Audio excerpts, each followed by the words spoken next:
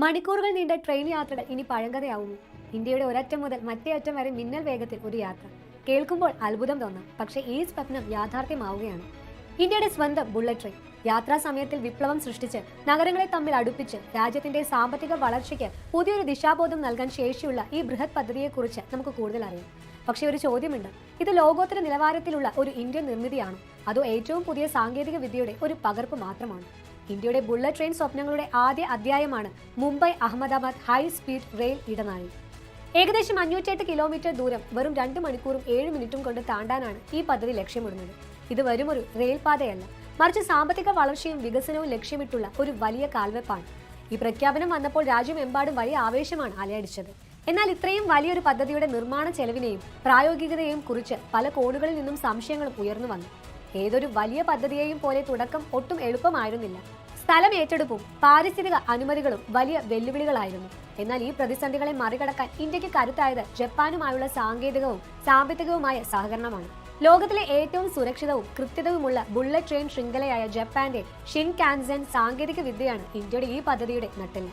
Japan international കോ operation agency പദ്ധതി ചിലവിന്റെ വലിയൊരു ഭാഗം കുറഞ്ഞ പലിശയിൽ വായ്പയായി നൽകുന്നു. അപ്പോൾ നമ്മുടെ പ്രധാന ചോദ്യത്തിലേക്ക് വരാം, ഇത് ജപ്പാന്റെ ഒരു പകർപ്പാണ്?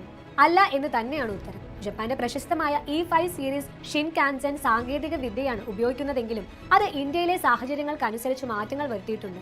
ഇവിടുത്തെ കനത്ത ചൂടും പൊടിയും പോലുള്ള ഘടകങ്ങൾ പരിഗണിച്ചാണ് ട്രെയിനുകൾ നിർമ്മിക്കുന്നത്. മണിക്കൂറിൽ 320 കിലോമീറ്റർ വേഗത കൈവരിക്കാൻ ഈ ട്രെയിനുകൾക്ക് സാധിക്കും. ഏറ്റവും പ്രധാനം, ഈ പദ്ധതി മേക്ക് ഇൻ ഇന്ത്യ സംരംഭത്തിന് നൽകുന്ന വലിയ പ്രോത്സാഹനമാണ്. കോച്ചുകളുടെ നിർമ്മാണം മുതൽ സിഗ്നലിംഗ് സംവിധാനങ്ങൾ വരെ ഇന്ത്യയിൽ തന്നെ വികസിപ്പിക്കാനുള്ള ശ്രമങ്ങൾ നടക്കുന്നുണ്ട്. ഇത് രാജ്യത്ത് ആയിരക്കണക്കിന് തൊഴിലവസരങ്ങൾ സൃഷ്ടിക്കുകയും സാങ്കേതിക രംഗത്ത് ഇന്ത്യയെ സ്വയം പര്യാപ്തമാക്കുകയും ചെയ്യും. ബുള്ളറ്റ് ട്രെയിൻ യാഥാർത്ഥ്യമാകുന്നതോടെ യാത്രാ സമയം കുറയുമെന്ന് മാത്രമല്ല, രാജ്യത്തിന്റെ സാമ്പത്തിക രംഗത്ത് വലിയൊരു കുതിച്ചുചാട്ടം ഉണ്ടാകും. മുംബൈയെയും അഹമ്മദാബാദിനെയും പോലുള്ള വാണിജ്യ നഗരങ്ങൾക്കിടയിലുള്ള വ്യാപാര ബന്ധങ്ങൾ കൂടുതൽ ദൃഢമാകും. ടൂറിസം മേഖലയ്ക്കും ഇത് പുതിയ ഉണർവേകും. സാധാരണക്കാരായ ജനങ്ങളുടെ ജീവിതത്തിലും ഇതിന്റെ നല്ല മാറ്റങ്ങൾ കാണാനാകും. മികച്ച യാത്രാ സൗകര്യം വരുന്നതോടെ തൊഴിലിനും വിദ്യാഭ്യാസത്തിനും വേണ്ടിയുള്ള യാത്രകൾ എളുപ്പമാകും. നിലവിലെ റോഡ് റെയിൽ ഗതാഗതത്തിലെ തിരക്ക് കുറയ്ക്കാനും ഇത് സഹായിക്കും. പദ്ധതിയുടെ ഭീമമായ ചിലവിനെ കുറിച്ച് വിമർശനങ്ങൾ നിലനിൽക്കുന്നുണ്ടെങ്കിലും ദീർഘകാല അടിസ്ഥാനത്തിൽ ഇത് രാജ്യത്തിന് വലിയ മുതൽക്കൂട്ടാകുമെന്നാണ് പ്രതീക്ഷ.